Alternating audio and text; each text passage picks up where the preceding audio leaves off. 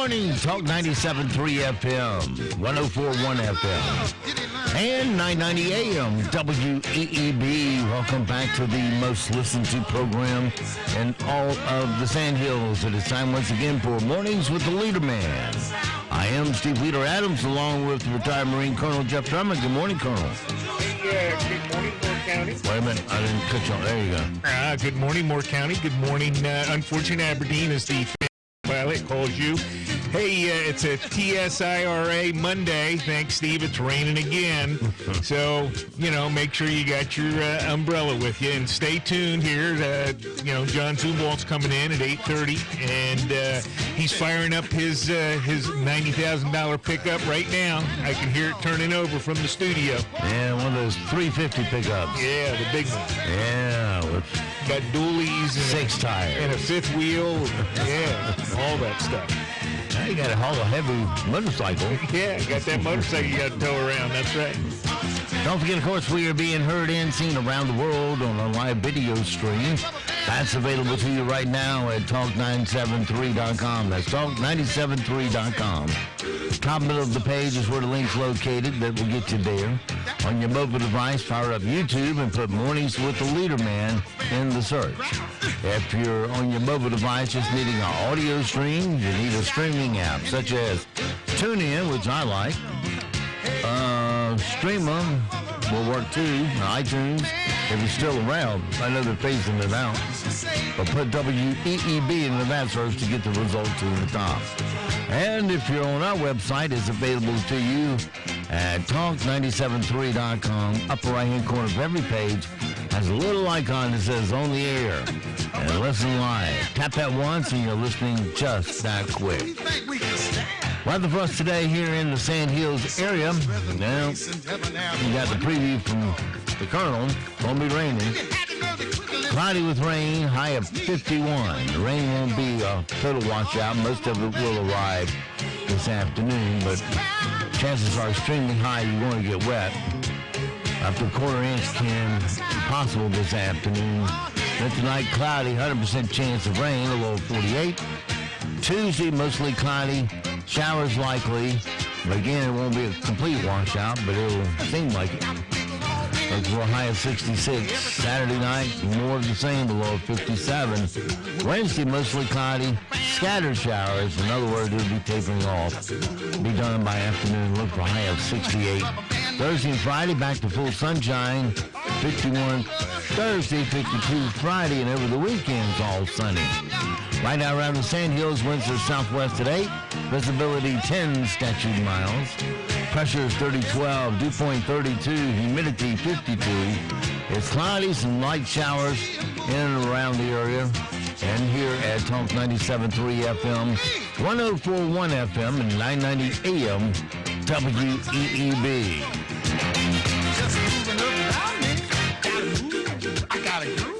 All right, it is 7:35, 35 past the hour on this Monday morning.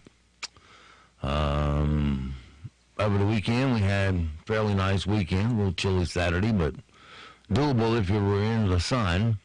And Sunday, it was just plain nice. I could take a year of that. Yes, Sunday was. It was perfect.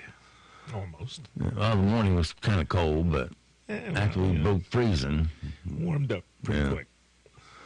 All right, let's see. Tom Zumwalt was going to join us next hour. Campaign's underway. Early voting's going on until Thursday, or through Thursday, I believe it is. Thursday, yes. Yeah. And the two places you can vote are there at the Southern Pine, I'll get there eventually, Pinehurst Fire Station. The Pinehurst Fire Station, right across from City Hall, off of Rattlesnake, you know how it works. Right. And at the Ag Center in Carthage, where it's usually held. And that's going on, I don't know what the times are. I think it's 7 o'clock today. Yeah, usually, I think it does start at 10 to 7 or something like that. You can go to the Moore County Board of Elections website and get the hours. Yes, if you're listening to us and you haven't voted yet, wait for the end of the show and then go vote. It will be open by then. Yeah. All right, 7:37. Let's dive into our sound bites this morning. You may have heard of this guy, 64-year-old daredevil Mad Mike Hughes. Mad Mike, yeah. Died Saturday when his homemade rocket crashed outside of Barstow, California. He'd been in the news because he claimed he was trying to prove the Earth was flat. Needed the high altitude in order to take the pictures. Yes, it's not the Earth that's flat. Yeah. Someone posted cell phone footage online, and it looks like there was a major malfunction with his parachute. Here's the audio where you can hear this is a steam-powered rocket. Who knew? That water's pretty heavy. Well, yeah, the water is carried and used in a lot of propulsion systems. Yeah. Well, to get that much steam that rapidly, the man's not totally stupid. Anyway, the rocket takes off, and then people in the crowd start to realize something has gone wrong.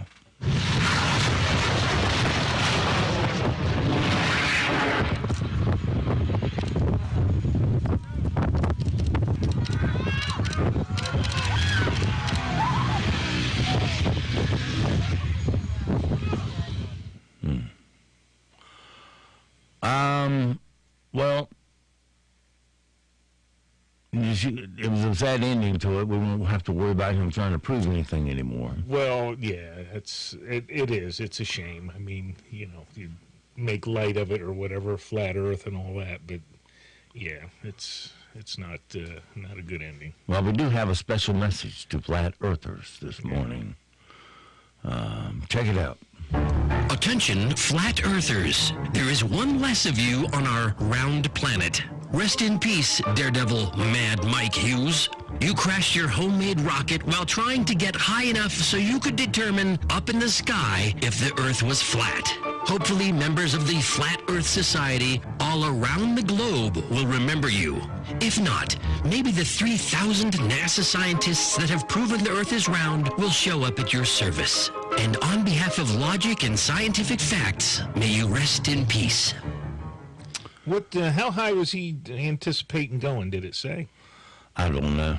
I'm sure it did, but not in my article. I mean, I'm wondering if he's been up in an airplane or anything. I mean, don't know what to say. Yeah, well. Yeah, there are plenty of flat earthers around.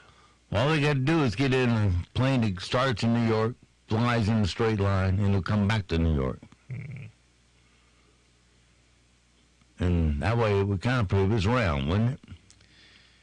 Well, yeah, notionally, or get on that ship or stand on the beach and watch a ship go by and ultimately disappear. I mean, I don't know what to say.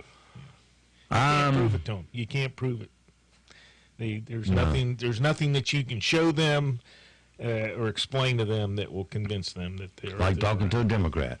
Yeah. I suspect many of them are Democrats.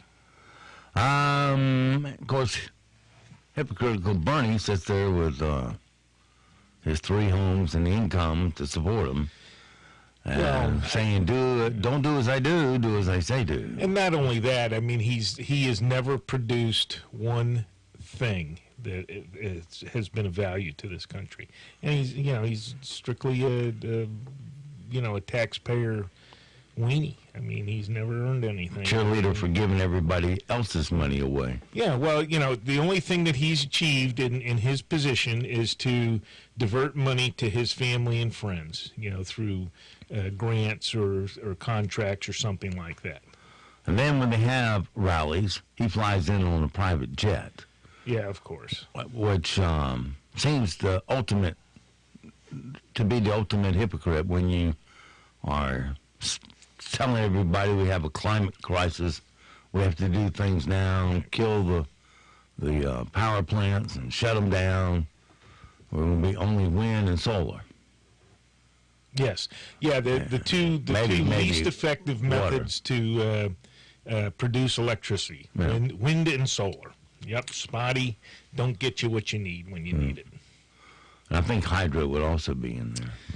Well, hydro, if you're talking about dams, et cetera, that's consistent flow. I mean, wind, hey, yesterday morning there was zero wind, zip wind. And, when you walk outside today in the rain and look up, besides getting wet, in the face, you're going to see no sun, which produces no solar energy. So, what do you do with these guys? Hey, the windmills, here's one of the things that you don't know about the windmills.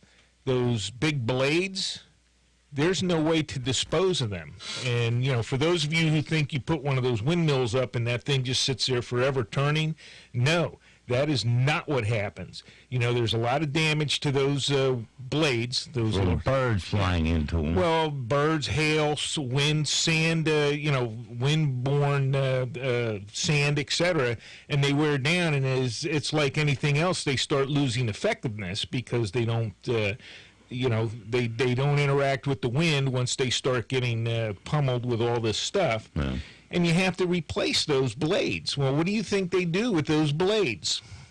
Take a guess. I have no idea. They don't do anything with them except put them in a landfill because they can't be recycled for anything. You can't crush them. You can't grind them up because of the carcinogens, et cetera, that would be produced. So they end up just burying these windmill blades, throughout the country. Mm-hmm. 8,000 They're saying, I can't remember what the numbers are, but approximately 8,000 a year, that end up in landfills. And they're about the length of a wing on a 747. They're huge. And they're just there. They're laying out there, and they cover them over with dirt. Mm. It's a waste of time, and an environmental hazard. Yeah, well, there are a lot of holes you can punch into the environmental crisis, supposedly. Yeah. Well, the other thing, the solar panels are hugely hazardous too if they break. Yeah. And Mark Levin was making a comparison to man-made gases and natural gases. Yes. Yeah. Because like all the herd cattle. Right. That flatulence. It's a lot of burping. It's actually burping that the cows produce. It's not the flatulence. But anyway, I was going to say, yeah, if you had a ball stadium with 10,000 seats and you put all the greenhouse gases in there, and you said, okay, we're going to take out of the 10,000 people all those pollutants produced by man. How many people would get up and leave? Oh, I don't know. Probably not a lot. What would you guess? A couple people. You close 4. 4 people, yeah. 4 whole people. Yeah.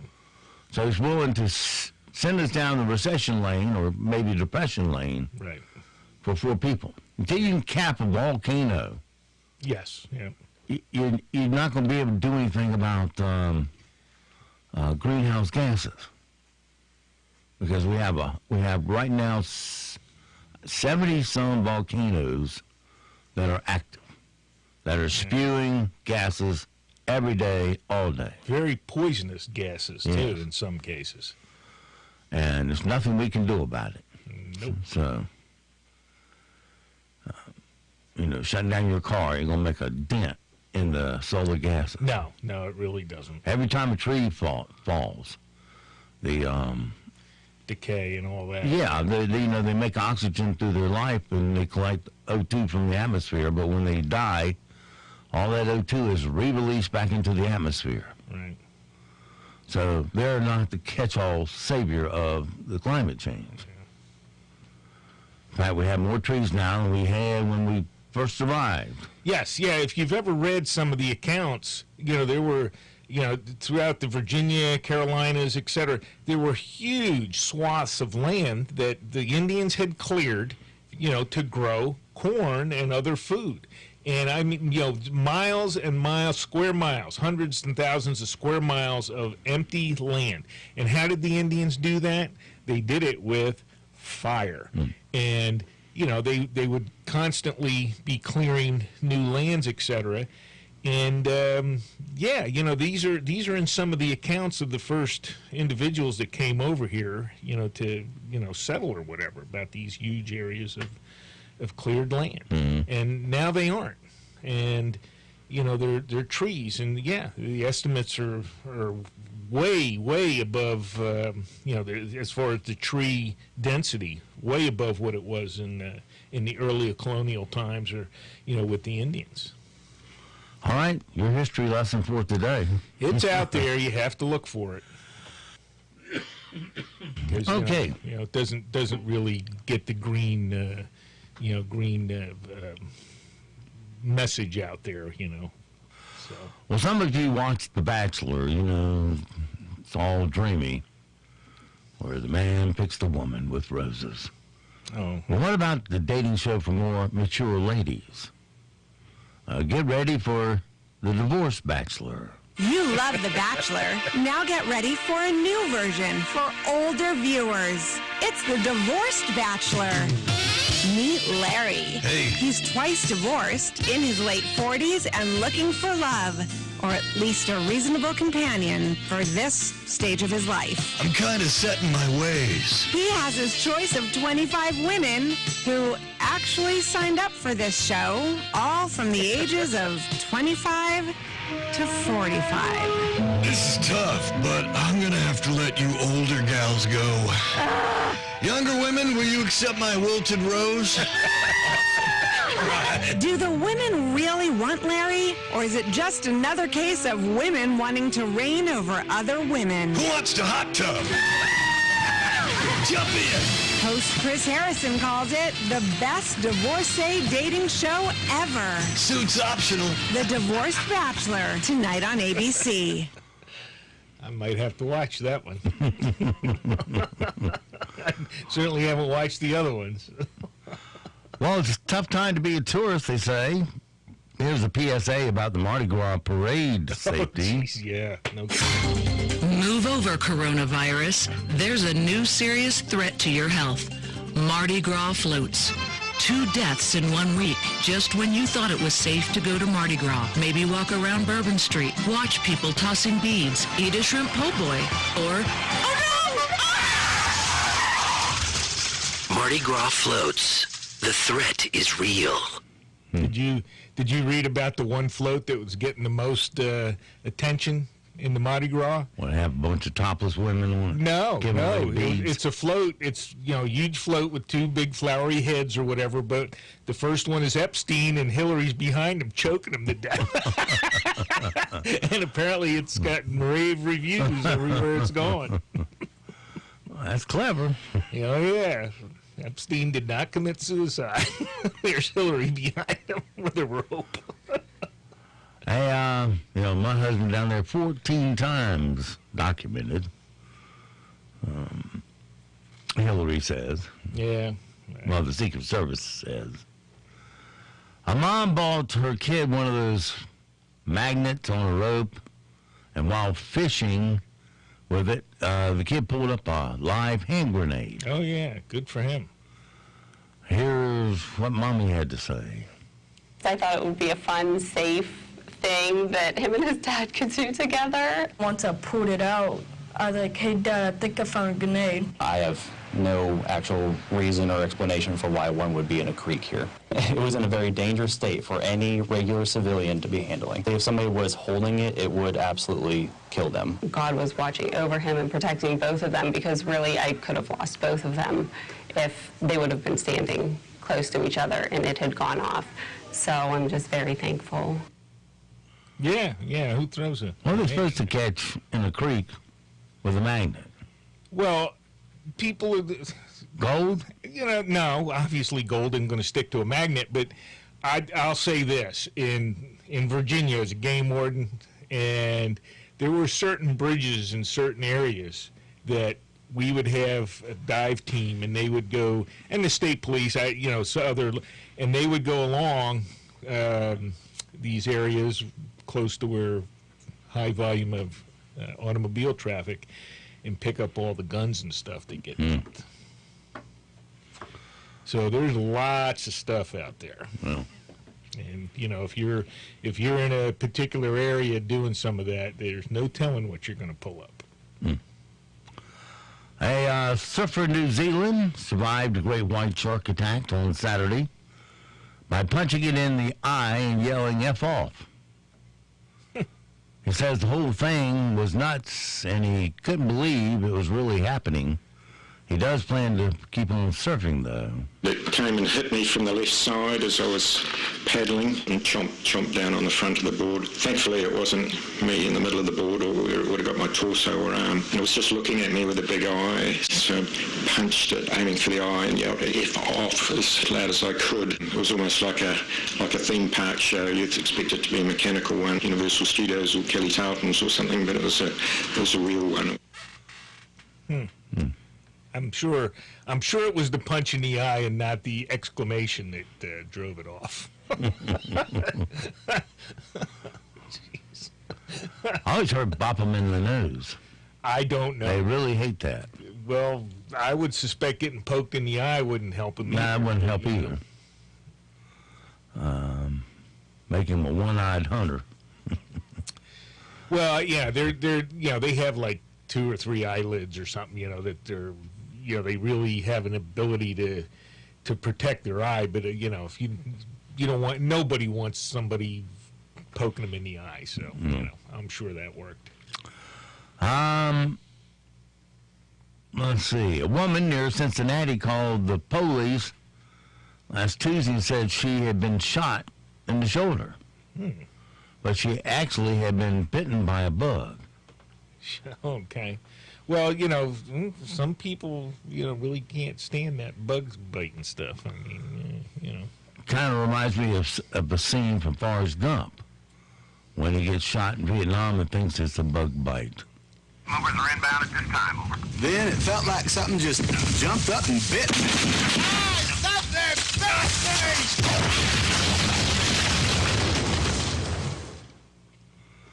Turned out to be a bullet. Well, people react to things differently.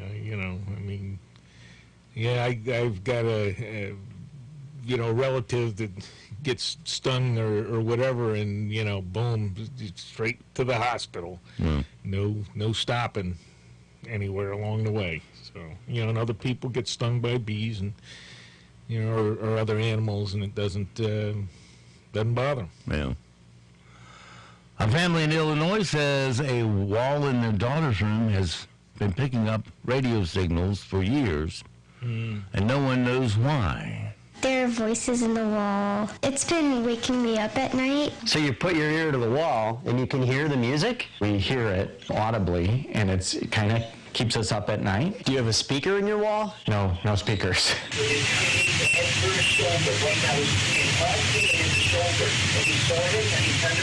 So you hear that voice echoing through the wall. What do you think? I think this is about 1:30 in the morning. It woke me up out of a sound sleep. Sometimes when we think we've arrived at a solution, the next season comes around and it's back. We're getting some bleed over from WEEB. Well, listen to it and learn. Now if you got a lot of metal in the wall, I don't know what's in that wall. Yeah. But it can resonate at a frequency and picks up the radio signal, and it basically just vibrates on the metal. Right. Now, the only way to really stop it is to properly ground it, and that will stop it. But I don't know whether the house is poorly grounded or the electrical box isn't grounded well, or Could be. a phone line or a cable or an internet cable. Something's not grounded right, and that's why they're picking it up. Right.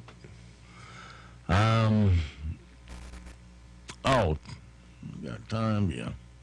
2 drunk drivers in Michigan both fell asleep at the same time in a McDonald's drive-thru earlier this month. Employees called the police and came and arrested them both.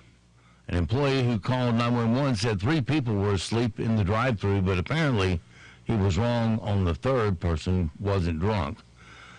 Police also released audio of both drivers being arrested. 911, what is the address of the emergency? McDonald. What's going on there? We just had like 3 people sleeping in the drive-thru. You have what? I'm sorry? 3 cars, they all sleep in the drive-thru. All right, we'll have someone out there as soon as we can, okay? All right, thank you. Wake up! Wake up! You sleep too. Hey, wake up! You're double the legal limit, my man. Turn around, put your hands behind your back, go to the rest for operating while intoxicated, okay? Okay. Just roll him over. Put a pillow under his head. Let's see here. Some things we probably need to know so we don't sound stupid today. The Titans and the Raiders are said to be the favorites in the Who's Going to Land Tom Brady sweepstakes. Chris Pratt says the upcoming Jurassic World 3 is going to be epic and will include several of the original stars of Jurassic Park, like Jeff Goldblum, Sam Neill, and Laura Dern. And there's an American Airlines flight attendant who's claiming he was fired from his job because he switched to the keto diet. Oh, Hollywood. Movie producer John Peters is back together with his ex-fiancée, the woman who dumped Pamela Anderson, the woman who dumped for Pamela Anderson, after his 12-day marriage to the Baywatch star went up in flames. And she took him back, by the way. Oh, okay. Small world, NBC's Chuck Todd was Amy Klobuchar's landlord when she lived in Arlington. Yeah, there you go. Imagine him as a nothing funny landlord. There, yeah. Kelly Ripa plans to spend a lot of time naked after all her kids move out. We're going to change the locks, she says. And Harry and Meghan will officially end their royal duties on March 31st. Thank God. And they are also said to be eyeing a $7 million mansion in Hollywood, swimming pool, tennis court, 5 bedrooms, and more room to move. Study says smartphone addiction changes the size and shape of your brain. Keep that in mind. Here's your forecast and news. Rain showers will become more widespread later this afternoon, especially for this evening. And we will see soaking showers develop into the overnight hours leading into Tuesday morning. It's going to be a fairly mild one for us this afternoon as well. Highs will head into the low to mid-50s, and tomorrow we will be warmer with temperatures in the low to mid-60s. We can anticipate them getting really close to the 70s by Wednesday. I'm meteorologist Peter Sherwood in the Weather Center. Broadcasting from the top of the North Carolina Sand Hills, 97.3 FM, 104.1 FM, and 990 AM, WEEB, Southern Pines, Pinehurst, Aberdeen. Breaking news this hour from townhall.com. I'm Jeremy House. President Trump says there are signs of big progress with India's neighbor Pakistan. My administration is working in a very positive way with Pakistan to crack down on the terrorist organizations and militants that operate on the Pakistani border. As Mr. Trump was being welcomed by the Indian Prime Minister Narendra Modi in the western part of the country, Hindu nationalist and communist groups held pro- and anti-U.S. demonstrations in the capital, Delhi. Meanwhile, the police fired tear gas as clashes erupted between hundreds of supporters and opponents of the new citizenship law in the country for a second day just ahead of Mr. Trump's first visit to the city. Fuel price analyst Trilby Lundberg says motorists could start to see higher prices at the pump in the coming weeks, but that's not a certainty. There are factors that are pushing the price up. The beginning of daylight saving time, more benign weather, longer daylight hours, our demand will pick up now. However, the crude oil market wants to fall, the degree to which is unknown. The average U.S. price of regular grade gasoline remains steady at $2.53 per gallon over the past 2 weeks. The head of the United Nations has issued a call to action to countries, businesses, and all people to renew and revive human rights across the globe. UN Secretary General Antonio Guterres presented a 7-point plan Monday amid concerns about conflict, repression, and other troubles. The U.S. government has begun outlining its extradition case against Julian Assange in a London court. The U.S. argues the WikiLeaks founder is not a free speech champion, but an ordinary criminal who put many lives at risk with his secret spilling. Supporters of Assange gathered Monday outside the high-security courthouse. More on these stories at townhall.com.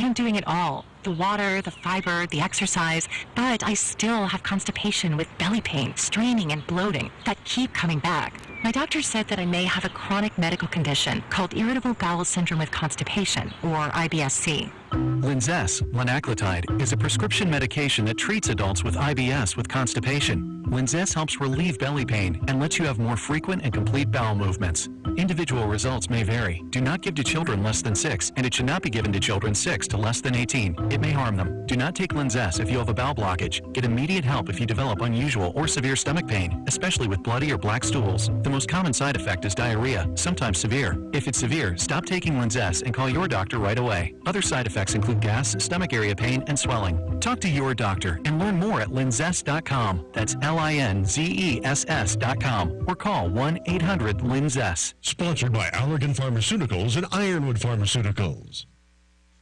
President Trump congratulates Bernie Sanders on his weekend victory in the Nevada caucuses. It was a great win for Bernie Sanders. We'll see how it all turns out. They've got a lot of winning to do. I hope they treat him fairly. Mr. Trump spoke to reporters prior to departing for India yesterday. Spanish authorities say all 8 airports on Spain's Canary Islands have reopened. The worst seems to be over for the storm that thickened the air with sand and dust from the Sahara Desert. The sandstorm was accompanied over the weekend by strong wind gusts that also fanned at least 3 wildfires on different islands in the archipelago west of the African coast. Classes in primary schools on Monday were canceled. The head of the regional government described the weekend as a nightmare and the worst weather episode in 4 decades. The phenomenon is locally known as Kalima. News and analysis at townhall.com. China has announced the postponement of its annual meeting of Parliament as it continues to battle the coronavirus outbreak. They wouldn't want to normally postpone the most significant political gathering of the year, but it was supposed to start next week. 3,000 delegates from all over the country coming to Beijing.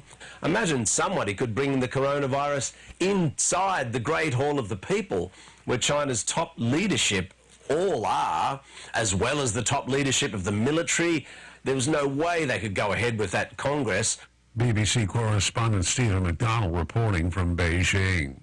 An Iranian lawmaker from the city of Qom says a staggering 50 people have died there from the new coronavirus this month. The news comes even as the health ministry insisted only 12 deaths have been recorded to date. More on these stories at townhall.com. Hello, I'm Ron Jackson, and I'm running for Moore County Commissioner. I moved to Moore County 27 years ago because there were lots of work, and this was a great place to live. I'm just like you, honest, generous, and hardworking. Having started my business from scratch, I know what it's like to live paycheck to paycheck. For me, my family comes first. My family has grown up in Moore County. I value my faith as much as I value my family, the residents of Moore County. I come to you with a simple idea, making it easier for people to succeed in everyday living and keeping an eye on your tax money, making sure it's spent wisely. I will bring new ideas to the table and save us plenty of time and money. Vote for Ron Jackson, County Commissioner, and let's keep Moore County a great place to live. Look us up on Facebook or on the web at jacksonformore.com. Paid for by Ron Jackson for County Commissioner. Jamie Bowles for House District 52. From Pinecrest High School to Sand Hills Community College, Jamie Bowles was born, raised, and educated in Moore County. A conservative voice for hardworking North Carolina families. Jamie Bowles is a small business owner taking care of our community and dedicated to representing Moore County values, creating jobs, cutting taxes, and fighting for teachers to build a strong local economy. Jamie Bowles, an effective voice for you and your family in House District 52. Paid for by Main Street Merchants for a better North Carolina.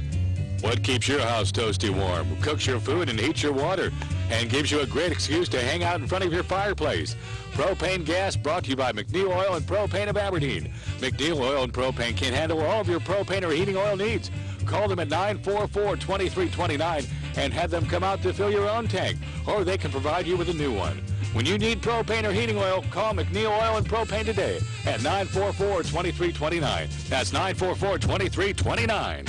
The wait is finally over. Pinehurst Toyota's new state-of-the-art building is now open.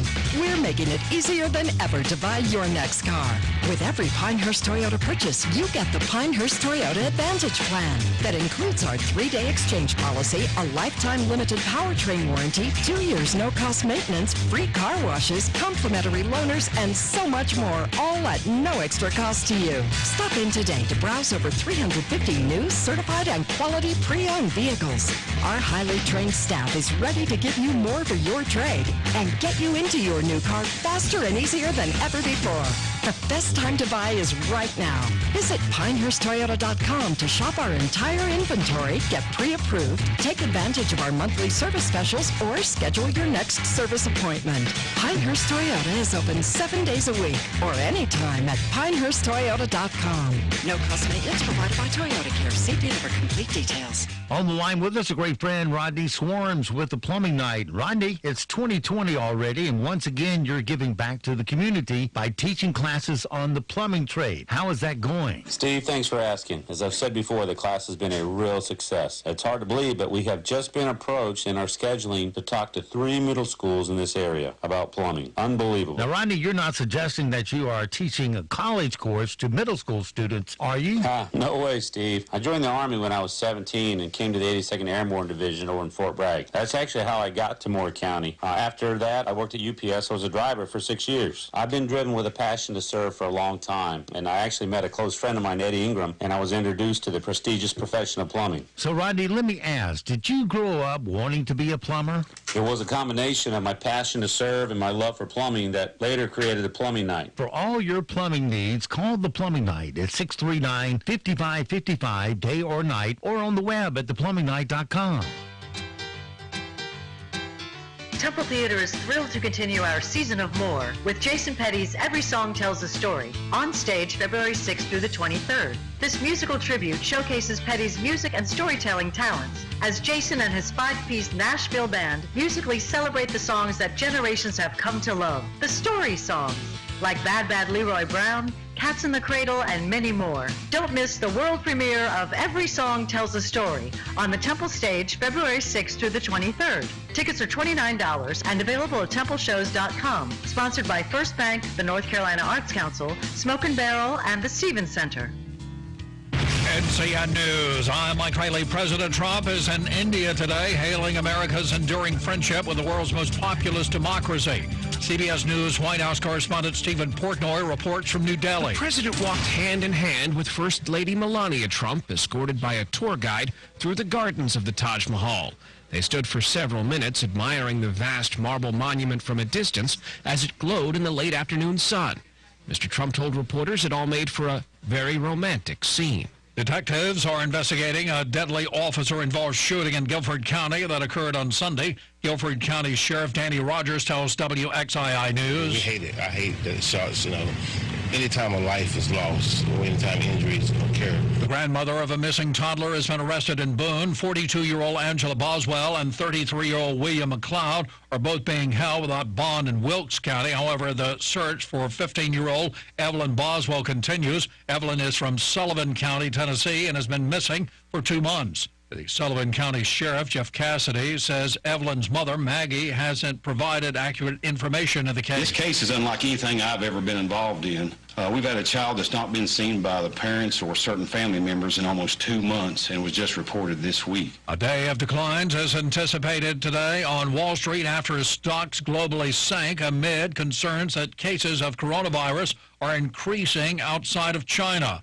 More from CBS News correspondent Jill Schlesinger. Right now, it looks like the futures markets are indicating that the Dow would open down about 700 points, the S&P down 75, NASDAQ down about 250. All the European markets were down somewhere between 3.5% and 4%. Senator Bernie Sanders will be speaking on poverty with Reverend William Barber at Greenleaf Christian Church in Goldsboro this week. He made a couple of appearances in North Carolina last week. You're listening to NCN News. The Powerade State Games of North Carolina are coming this June to Charlotte. Registration is open for athletes of all ages and all skill levels in 26 different sports. The Powerade State Games feature 13,000 athletes and 700 teams. Don't miss out on the largest sports festival of the year. Visit PoweradestateGames.org today. Let the Powerade State Games begin. For more information, visit PoweradestateGames.org. Ready for a Vegas getaway? Let the good times roll at the Orleans and their sister property, the Gold Coast, both located just off the famous Las Vegas Strip. Relax in style in a golfer's paradise at the Sun Coast, or experience Mystic Falls Village and indoor laser light show at Samstown Hotel and Gambling Hall. Boyd Gaming has it all, with exciting casino action, dining, movie theaters, bowling, and tropical pools. For your next Vegas getaway, think Boyd Gaming. Authorities in Bladen County are searching for the man suspected of shooting 4 women, killing 3 of them. Arrest warrants were obtained for Tarion Johnson of Clarkton. Lawyers for the United States are telling a British court why Julian Assange, the WikiLeaks founder, should be extradited to face espionage and hacking charges. This extradition trial will not decide Julian Assange's guilt or innocence, but whether he would face fair and humane treatment in the U.S. and whether the alleged crimes are also considered crimes here. Assange's lawyer, Jennifer Robinson, insists they are not. This indictment criminalizes traditional news-gathering activities that mainstream journalists engage in the public interest all the time. If extradited and found guilty of all 18 charges relating to the leaks of Pentagon and State Department cables, Assange could face a sentence totaling 175 years. Vicki Barker, CBS News, London. The fight for a woman's right to vote is the focus on an upcoming exhibit at the North Carolina Museum of History in Raleigh. Curator Relana Petit told Spectrum News the exhibit explores how Ontario women and men fought for and against women's suffrage in decades leading up to 1920. It's something that I think a lot of people are going to find all kinds of interesting stuff that they didn't realize about the women's suffrage movement, and I think it's going to be, kind of emotional for some people when they come to see it. The secret is out about a 4-time MLB star. Ball, and he got another one. That's 10 strikeouts for Bumgarner. The Diamondbacks' new southpaw has been secretly moonlighting as a rodeo rider, despite MLB contracts prohibiting players from dangerous activities. Bumgarner was outed when a ranch in Wickenburg, Arizona, posted a picture of someone named Mason Saunders to Facebook. It not only looked exactly like Bumgarner, it was Bumgarner competing under a fake name. He's owned up to it in an interview with The Athletic. No word on whether his team will take action. Deborah Rodriguez, CBS News. Mike Rayleigh, NCN News. Unsettled weather will continue to build in for us for the first half of the work week, and we're likely to see those showers materialize mainly for this afternoon. Showers will become more widespread this evening and tonight, leading into a soggy Tuesday morning. We will see highs this afternoon in the low to mid 50s, and by tomorrow, temperatures will be warmer in the low to mid 60s. Highs will head near 70 degrees by the middle of the week. I'm meteorologist Peter Sherwood in the Weather Center. Right now, here in the Sand Hills area, we have light showers and 49 degrees, humidity 52%, dew point 32, pressure 30-12, winds southwest at 8, visibility is at 10 statute miles. It is 8:15. Let's take a look at your Sand Hills news. For this Monday morning, an elderly man was treated for mild smoke inhalation after his kitchen caught fire during a cooking accident Sunday morning. The man called 911 and said he needed help getting out of his home on West New York Avenue in Southern Pines. Firefighters arrived on the scene in minutes and found the man standing just inside the doorway. Due to his age and medical condition, he had difficulty getting out of his house on his own. According to Southern Pines Fire Chief Mike Cameron, firefighters were able to quickly assist the man from the residence, and emergency crews began treating him for smoke inhalation. The fire was contained to the kitchen area of the home, and damage was to the stove and surrounding cabinets. A female equestrian was injured when her horse suffered a medical event and collapsed when she was riding Sunday afternoon. Emergency crews responded to Old Mill Road in Southern Pines for what was paged as a traumatic injury. Upon arrival, emergency crews found the rider with serious injuries and a medevac helicopter was called. Reportedly, the horse had suffered a sudden medical event and collapsed with the rider atop, causing possible head and chest injuries to the rider. The horse was deceased at the scene. And Beverly Stewart, Executive Vice President of the Pinehurst Southern Pines Aberdeen Area Convention and Visitors Bureau, was honored on Tuesday night with the Southeastern Tourism Society Beacon Award at its annual convention in Little Rock, Arkansas. The Beacon Award is presented annually by STS and recognizes an individual who best exemplifies outstanding leadership in the pursuit of excellence and who has advanced the tourism industry. That's your WEEB local news this morning from the Sand Hills Sentinel, and you can go online to sandhillsentinel.com for more information. It's 8:18, time for sports. Right now on Talk 97.3 FM, 104.1 FM, and 990 AM WEEB. NCN Sports, I'm Josh Zach. Joey Logano won at Las Vegas Motor Speedway for the second straight year, pulling out a two-lap sprint to the finish that ended under caution. Logano held off Matt DiBenedetto, Ricky Stenhouse Jr., and Austin Dillon as he put his number 22 Ford for Team Penske in victory lane. Proud of the effort everybody here behind me did today. Prepared a great car and executed the race perfectly, and that's where we won it. We fought hard and tried to keep every spot we possibly could, and then ultimately that helped me in being able to pull it in the victory lane here. The Carolina Hurricanes goalies dropped like flies on Saturday, and it made for an historic moment. James Reamer started for the Hurricanes, but left the game just about 6 minutes into the first period after he got hurt in a collision with the Canes defenseman Jacob Slavin. In the second period, Peter Mrazek left the game after he collided with Maple Leafs forward Kyle Clifford. Now, in hockey, they only dress two goalies. So at 11:19 of the second period, enter emergency backup David Ayers, a 42-year-old Zamboni driver who's a regular at Maple Leafs practices when they need an extra goalie for drills. He was at the game on Saturday night, and the Hurricanes required him. Ayers made 8 saves for the Hurricanes in a 6-3 win against the Maple Leafs at Scotiabank Arena. Canes head coach Rod Brindamore was beside himself afterward. He was asked if he gave any advice to the 42-year-old emergency backup during the second intermission. Yeah, I said, stop the puck, buddy. We told him we were going to go after it in the third. We're not going to sit back. We're going to try to protect it, but you're going to have to make a save or two and get us a win. And that's exactly what happened. He did make it was one grade A chance, I know, and I just love that. The way our guys were just accepting them and cheering them on. I mean, it's special to be a part of. Ayers was awarded the game's first star. He also became the oldest goalie in NHL history to win in his rookie debut. He also served as the emergency backup for the Hurricanes' AHL affiliate, the Charlotte Checkers, back on February 1st against the Toronto Marlies. This is NCN Sports. Farmers make a difference in your life every day, from the food on your plate to the clothes on your back. The agriculture industry is the backbone of North Carolina's economy. Remember to thank a farmer for all they provide. Farm Credit is dedicated to doing our part to keep farmers farming. Our team of experts provide lending solutions to keep North Carolina's farmers doing what they do best. Farm Credit, we're farmer strong. Visit us at farmcreditofnc.com. 2020, another big year for North Carolina politics. Republicans and Democrats battling for the state's electoral votes, competing for the governor's mansion, control of the General Assembly, the top job in the state Supreme Court. Carolina Journal covers all the action. Available each month as a free newspaper, every day online at carolinajournal.com. Carolina Journal, your best source for government news that affects you. Visit carolinajournal.com today. Ohio State and Indiana continue their bids to work themselves into the NCAA men's basketball tournament. The Buckeyes ended Maryland's 9-game winning streak in a 79-72 victory over the 7th-ranked Terrapins in Columbus. At Bloomington, the unranked Hoosiers knocked off 9th-ranked Penn State 68-60.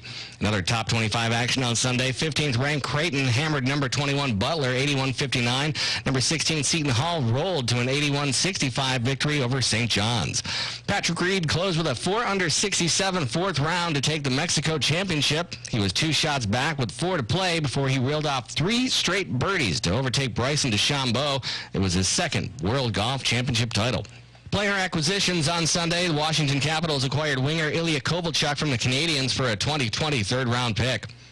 Josh and Zach, NCN Sports. Hello, I'm Ron Jackson, and I'm running for Moore County Commissioner. I moved to Moore County 27 years ago because there were lots of work, and this was a great place to live. I'm just like you, honest, generous, and hardworking. Having started my business from scratch, I know what it's like to live paycheck to paycheck. For me, my family comes first. My family has grown up in Moore County. I value my faith as much as I value my family, the residents of Moore County. I come to you with a simple idea, making it easier for people to succeed in everyday living and keeping an eye on your tax money, making sure it's spent wisely. I will bring new ideas to the table and save us plenty of time and money. Vote for Ron Jackson, County Commissioner, and let's keep Moore County a great place to live. Look us up on Facebook or on the web at jacksonformore.com. Paid for by Ron Jackson for County Commissioner.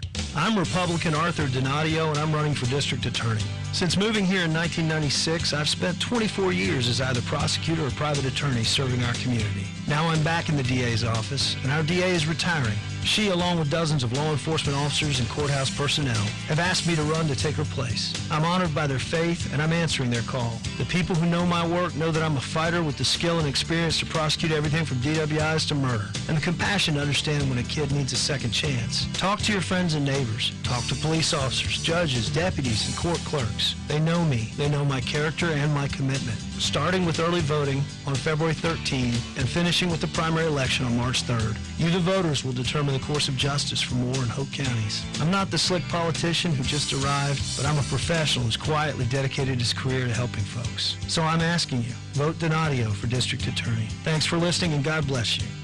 Paid for by Donadio for District Attorney.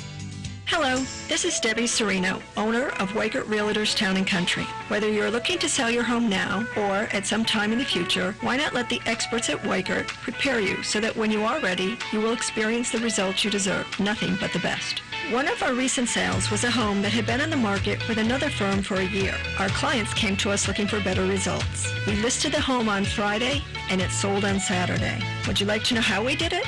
Give us a call at 910-235-3685. Our marketing plan has proven time and time again to produce the results you need. We sell more because we do more. Call 910-315-9051 or find them at the corner of Rattlesnake and McCaskill Road East in Pinehurst. Independently owned and operated. It wasn't long ago when residents in the Sandhills had to call 2 different companies for plumbing or heating and air conditioning service. But Fields Plumbing and Heating and Air Conditioning was the first to offer all 3 services and still do. At Fields Plumbing and Heating and Air Conditioning, it's our goal to offer customers fast, dependable, and creative solutions to your home and business needs. Experience counts. Call Fields Plumbing and Heating and Air Conditioning 910-949-3232. 910-949-3232. Donuts so heavenly you'd think they were made by angels. Southern Angel Donut Company is now open for your heavenly pleasure in Olmsted Village behind the First National Bank. And the angels are up daily at 3 a.m. making donuts the old-fashioned way, preparing holy taste bud delights like the maple bacon donut or their special apple fritters. And hey, Southern Angel Donuts make great business icebreakers because who doesn't like a great donut? Give Southern Angel Donuts a try today. Open 6 a.m. to 5 p.m. daily. At Pool Automotive, being local and family-owned isn't just a title. It's the lifeblood of our business. The moment you walk into our Aberdeen showroom, you'll be treated like family. You see, we believe that all our guests deserve quality, reliable used vehicles, and we have the inventory and finance options to make it happen. When you buy a new vehicle, the second you drive it off the lot, it's already depreciated by thousands. Before you throw that money away, come to Pool Automotive and check out our huge selection of premium vehicles. We have high-quality, off-lease vehicles, most of which are one-owner cars with low mileage and remaining factory warranties. Something else we do to save you even more? We don't charge documentation fees. Yep, you heard us right. No doc fees here. Come in today, 500 South Sandhills Boulevard in Aberdeen, or call 910-637-0057 and experience the pool advantage. My name is Bob Tenney, and I am a Republican candidate for the North Carolina House of Representatives. Now, more than ever, the future of Moore County depends on the representative you elect. Together we can defend the Second Amendment, protect our children, both born and unborn, restore voter identification, ensure that the handful of dissenting sheriffs cooperate with ICE, and so much more. Working together, we will bring a new vision to achieve our collective goals. now and for future generations. Thank you for listening, and I promise to do the same for you. This ad was paid for by the Committee to Elect Bob Temming. Hello, I'm John Zumwalt, and you're in the Zumwalt Zone. America's the greatest nation on earth, and Moore County is amazing. But why? Well, I believe it's because of regular folks, people like you, people like me, people who just want to live our lives and be left alone, people who are depending on those we elect to follow our nation's laws, regular, everyday people, people who worry about their children, no matter how old they get, or people who, like we're all going to do someday, are doing their very best to take care of elderly parents or sick friends or you name it. We're what makes this country great, you and I. No one's going to take our rights away from us, not ever, not as long as we draw a breath, unless we let them, unless we allow them to sneak in on us. Every single person in Moore County is aware of Soros money being used to back liberal candidates. We sometimes scoff and think, I live here, I live in Moore County, a conservative area. That'll never change. Well, here's your answer. We are always, always one election away from the liberals taking over. Some of them have the nerve to announce they're liberal, but others use all that outside money to sneak in. We've got to be careful, real careful. How sad would it be to wake up one day and realize our biggest fear, the bad guys are here and the bad guys are in charge, and we let them in? Think about it from the Zumwalt Zone. Rain showers will become more widespread later this afternoon, especially for this evening, and we will see soaking showers develop into the overnight hours leading into Tuesday morning. It's going to be a fairly mild one for us this afternoon as well. Highs will head into the low to mid-50s, and tomorrow we will be warmer with temperatures in the low to mid-60s. We can anticipate them getting really close to the 70s by Wednesday. I'm meteorologist Peter Sherwood in the Weather Center. And now, the Sandhills' #1 morning show. Mornings with the Leader Man. Here on Talk 97.3 FM, 104.1 FM, and 990 AM WEEB. And heard and seen around the world at talk973.com. The best part of waking up is waking up with us.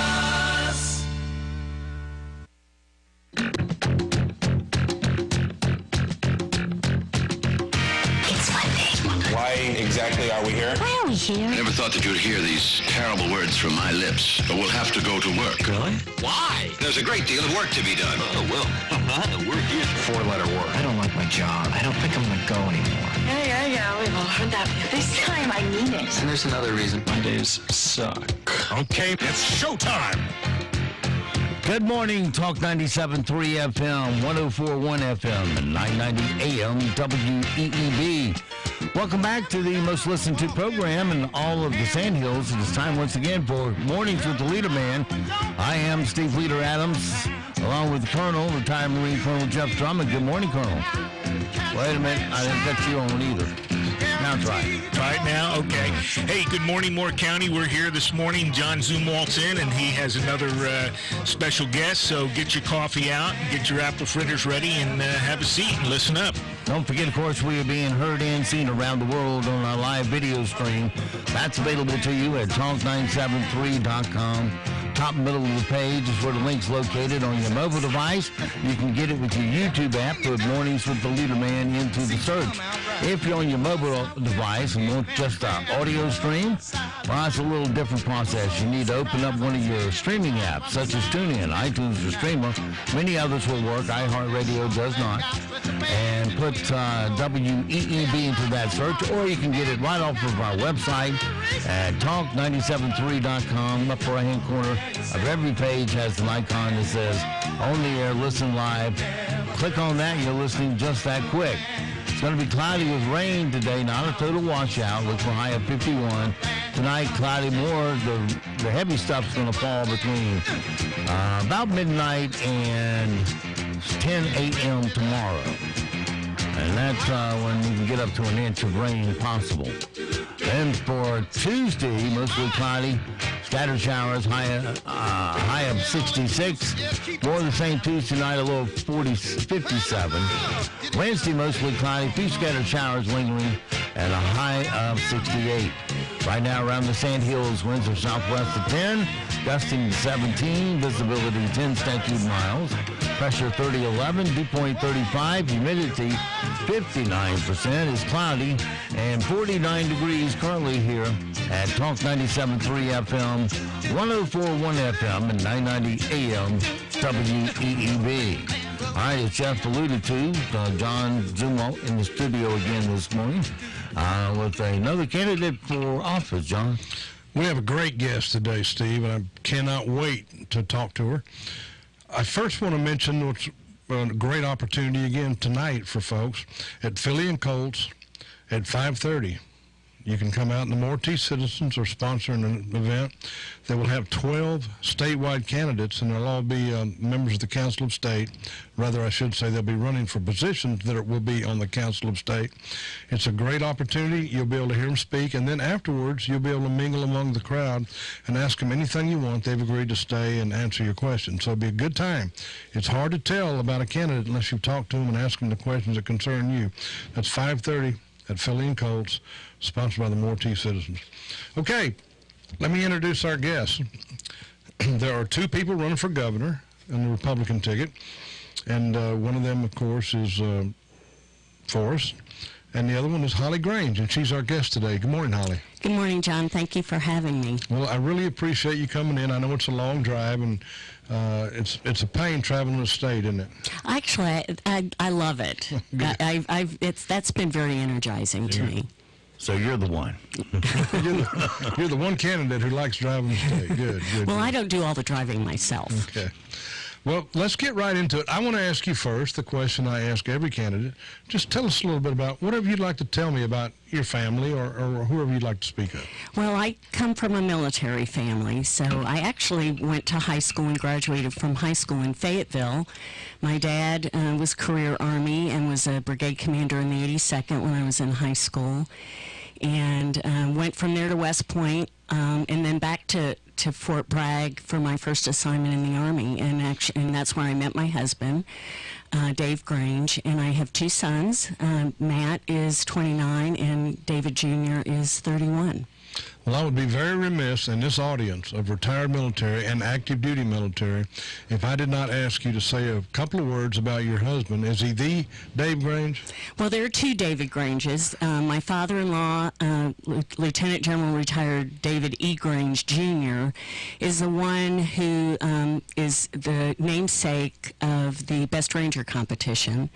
My husband, Dave, retired after 30 years in the Army, and he had spent many years at Fort Bragg in a special operations unit there, and also commanded the Ranger Regiment, and then his last assignment in the Army, he was commanding general of the Big Red One in Europe. And, you know, he had a couple of Bronze Stars, a couple of Silver Stars, I believe. He was in Vietnam. Quite a well-known name in the community. All right, let's get on to the business of you running for governor. You graduated in West Point in 82, and I understand that was not a really easy time for females in 82. It certainly wasn't. It was the third class with women, and actually, when I was admitted, I was under 18, so I had to have a parent sign my acceptance, and my father was a West Point graduate, and he would not sign the acceptance. I had to have my mother do it, because my father was there at a time where the Corps of Cadets was much smaller, and they had physical hazing, and he didn't have very many good memories from some of his experience there, and my mother had to sign it. And fast forward 30 years, my son is a graduate of West Point, class of 2012, and because it was a time of war, both parents had to sign his acceptance. Well, you were signing for a son, your dad was signing for a daughter, and it's always hard as a parent to say, here's my child.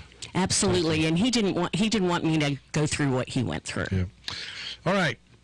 I think the number one question, and we always try to direct our interviews towards the audience, and I always mention to everyone this is a very, very conservative area, and they're an area of voters, primarily Republican. The number one question I believe that they will have is this: what made you decide to run for governor against Forrest? Well, what I start off with when people ask me that question is I didn't wake up one day and say, oh, I think I'll run for governor today. There was a lot of thought that went into it. I was approached by a lot of people in North Carolina and people outside of the state who were very concerned about the electability of Dan Forrest. And it took a lot of, it was a lot of soul searching, a lot of praying, and when Greg Lindbergh was indicted, frankly, that's when I said, I think I'll do this.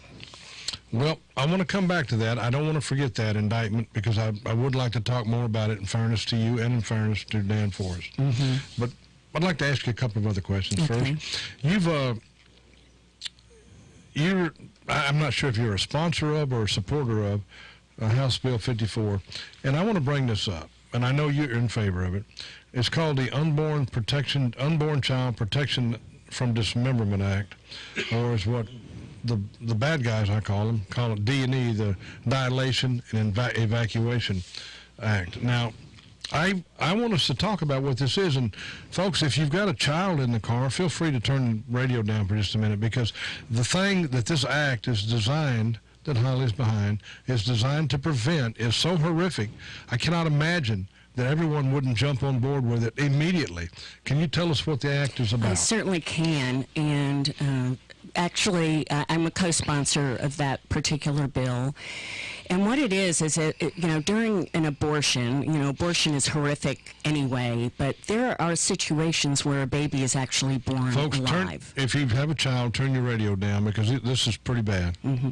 So a baby, during the process of the abortion, there are babies that are born, and they are alive, and they are breathing. And what the bill does is it requires a doctor to do all that they can to keep that baby alive. Now, we did that. We put that forth in response to what some of the laws around the country that have been passed this year, and I believe there's one in New York, where actually the doctor looks at the intent of the parent rather than keeping the child alive. And the intent of the parent, of course, was to kill the child because they were undergoing an abortion. And so in that case, the baby would then be murdered, which is horrific. Now, of course, it passed both chambers in the legislature, and the governor vetoed it. And unfortunately, we don't have a veto-proof majority anymore. Well, and the Dismemberment Act, which of course you're familiar with it, is an act that would prevent a doctor or anyone else from reaching in, grabbing hold of an arm or a leg, and snipping it off and pulling it out a little bit at a time to make sure that child is dead inside the womb. Am I exaggerating that? No, you're not.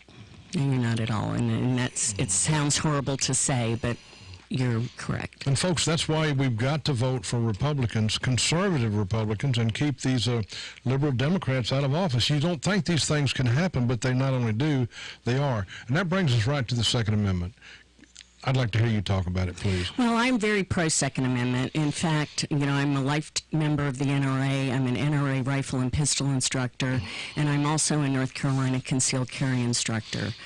And that preceded my foray into politics. I've been an instructor for probably 6 or 7 years.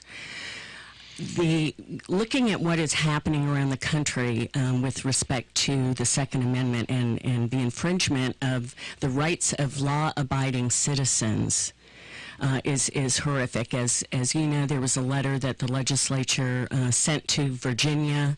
I signed that letter. We have a great movement throughout this state in North Carolina where we have different counties, different municipalities that are declaring themselves Second Amendment sanctuaries, and it's a great grassroots movement, and it really, we don't need to take away the rights of law-abiding citizens to protect themselves, protect their families, protect their property. Well, as a matter of fact, we just had a movement like that here in Moore County, and we got it it was a little bit watered down, but we did get what we wanted, more or less, from our county commissioners. Now, let me ask you this question. A lot of folks here will say, well, no need for that. We will never have our Second Amendment rights trampled on. There's no one in North Carolina who wants to take away our Second Amendment rights. Well, we have a fellow running here as a Democrat who wants to do exactly that. Now, do we have any danger from that, Holly? I always say I stole this quote from someone you know.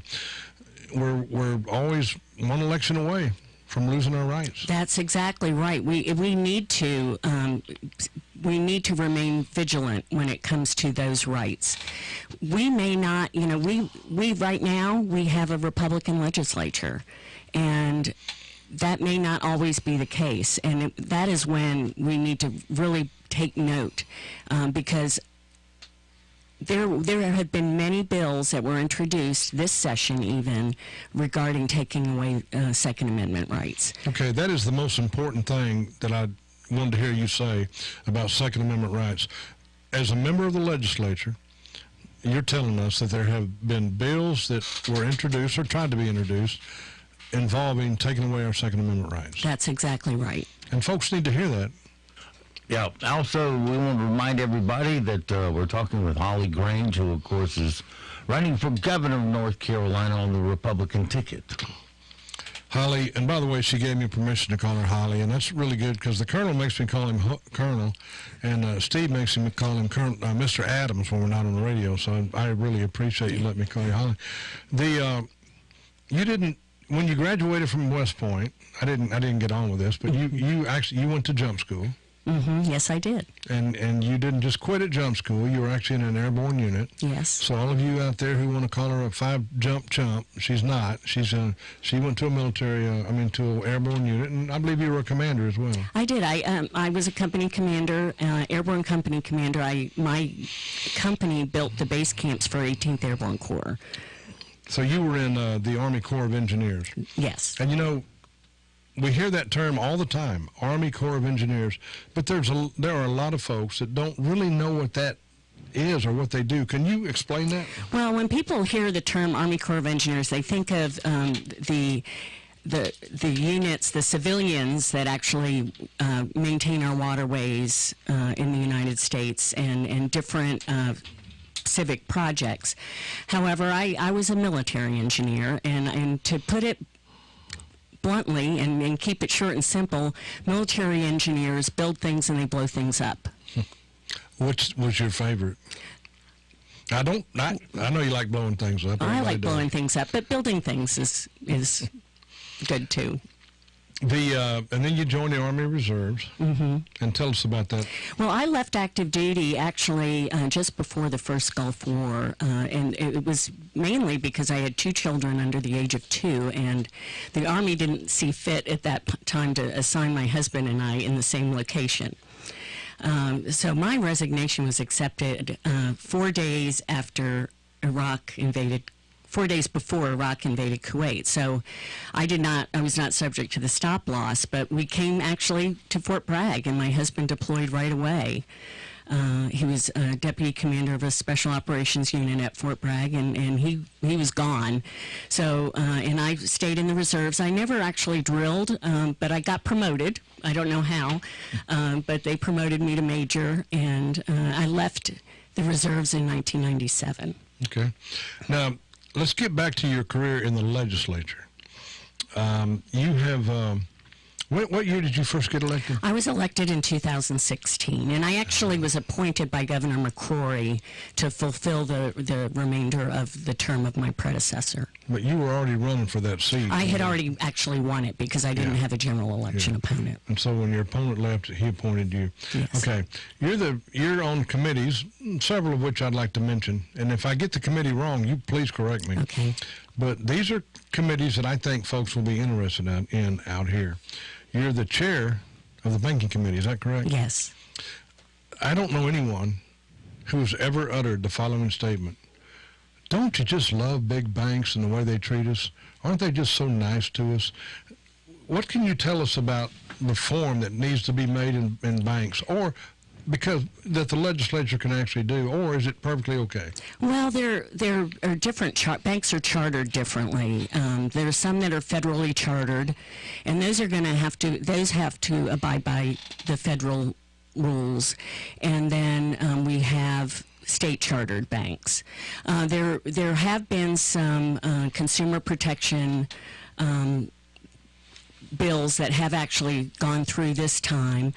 But, the banks keep getting bigger and bigger. We had a big merger this year of two banks, BB&T and SunTrust. And, but North Carolina has a banking center. Charlotte is known as one of the big financial centers in the country. So, it's something that we need to keep aware of how these banks treat their customers. I want to talk about what you'll do as governor in just a minute, but I promise I'll give you plenty of time to talk about that. But I want to talk about you're on the committee appropriations on education. Is that the right? Yes, I am. And I'm not sure how you interact in this at all, but the number one complaint of people in Moore County about education, at least the Republicans, is Common Core. We detest Common Core. Do you have any input into that on your committee, and what will be your attitude on that if you're elected governor? Well, I don't support Common Core. I don't like the way it was implemented in North Carolina, because it was essentially implemented, it was shoved down people's throats. The Education Appropriations Committee deals with the money. I was not on the Education Policy Committee this term. I was on the last term. And that would be the committee that would actually deal with Common Core. But we had passed legislation that was supposed to eliminate Common Core before I was even in the legislature. So it was a surprise to a lot of us when I was at an event in Winston-Salem a few weeks ago, and to hear the current superintendent of public instruction talk about Common Core, that it was still being utilized in North Carolina, when many of us legislators thought that it was gone. Well, the Appropriations Committee, we know that we get a lot of unfunded mandates from the House of Representatives in North Carolina down to us, and a lot of criticisms we have locally with our school board. But we can't really get too angry with them when they get these unfunded mandates. Any comment on that? Well, there's money sent down to the local education authorities, and there's leeway. There is certainly leeway within that LEA to be able to utilize certain funds. And frankly, there are a lot of LEAs that misuse the funds, and they don't use the funds for what they are intended to do. Now, what I will say is that our budget this year that we passed was very fiscally responsible, and it did give teachers raises, but it also, we decided that we would be a little more specific as to how money is to be spent. So, for instance, if an LEA has money for supplies, they need to use that for supplies. They can't use it for something else. The budget also, we also, this session have talked about capital improvement, providing capital improvement money to schools, because a lot of our rural schools, they don't have the money for repairs and to build new schools. So we also had a $700 million surplus, and that again we had a bill that in the event that the governor implemented our budget, signed our budget, that we would put more money into education. There's, as you know, there's a constitutional mandate that North Carolinians get a sound and basic education, and it takes a lot of work to be able to accomplish that. And we have a very, very complex funding mechanism for how we fund schools. I don't understand it. I don't think, there's probably not any legislator that understands it. And there's a study committee that apparently has been studying it for quite some time and has not come up with a solution. So as governor, that would be a focus for me, is we need to make sure that money needs to follow the student. It doesn't need to be a very complex funding mechanism that people just don't understand. Keep it simple, stupid. It's as governor, that's definitely something I would want to focus on. Well, I'm really glad that I knew that was a saying, because I would have thought you were addressing me. And it's a saying. I'm not addressing you. Well, thank you. Tell us about some visions that you have if you are elected governor, things that you will do. Well, the education, of course, is very important. I think we need to. Infrastructure is very important. We want to bring business to North Carolina, jobs, jobs, jobs. And in order to do that, we have to have a good educational system. We need to have a system where we can train a workforce to provide educated workforce for these businesses coming to our state. Infrastructure is important. People want to have good infrastructure. The businesses coming to our state, we want them to be able to fit into our communities and be able to partner with our communities and thrive. So jobs, bringing business. I've got a very pro-business voting record. I've been named a jobs champion my entire time in the legislature, and I want to continue to do that. I want lower taxes. We can continue to lower taxes in North Carolina. We were told when the Republican legislature started lowering taxes in 2010, it was, to the dismay of everybody, we're not going to have enough money to pay for basic services in North Carolina. Well, we've had revenue surpluses ever since. And that's how we've been able to give teachers raises and reform some of the things, the regulations, streamline regulations that are job killers. When you talk about bringing jobs to North Carolina and fixing the infrastructure, I would like to dig down a little deeper about how would you what are some of your ideas about how to bring jobs to our state? It's a great state, and we love North Carolina, and we love Moore County. I had to get that in. But so what are some of your specific ideas about bringing jobs to North Carolina? Well, I think one of them would be to bring a group of business leaders together. Right now we have bureaucrats that are running the Department of Commerce. Bring a panel or a commission of business leaders, people who run large businesses, people who run small businesses, and get them, find out what they want, what they think businesses want to make North Carolina attractive for them to come here. It's very frustrating to lose business to our surrounding states, and we need to bring them here. So you don't believe that if you're elected, you will go up there and be like the person on the mountaintop, just directing things through your own wisdom. You will surround yourself. I'm taking it by what you've said. Absolutely. I'm not trying to write an ad for you, but that you'll ask people, and it's all about leadership, John. It really is. Leaders bring people together to find solutions to problems and get things done. And that's what we need to do in the state. We don't have leadership right now in our state. Now, what would be wrong? Tell me what would be wrong if Dan Forrest were to be elected? And I ask every candidate. I don't think anything would be wrong, but I think that it would be very difficult for him to defeat the incumbent governor. And I think and it's because of things that have happened. It's not because he's not qualified, but I think the fact that he took $2.4 million from someone indicted for bribing elected officials as an elected official. He says money is neutral. I don't know what that means. In politics, money is not neutral. And I think that would be something. And there have been some divisive things said that will come back to haunt him. And some of them may have been taken out of context. But he'll hear about that every day on the campaign trail. Well, you're very, very kind. The way you're wording this is very kind. But in fairness, Roy Cooper took some money from Greg Lindbergh as well through a PAC. And so he may have to fight that same battle.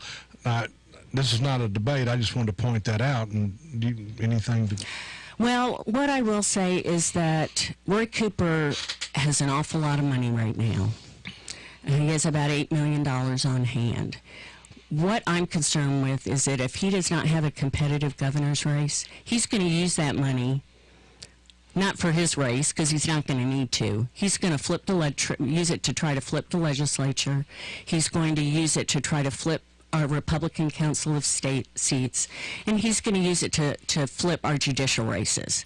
And that is my concern. You know, every veto that we've overridden, the governor has sued us in the legislature, and the judges are legislating from the bench. Holly, I don't think anyone could agree with you more than this county does.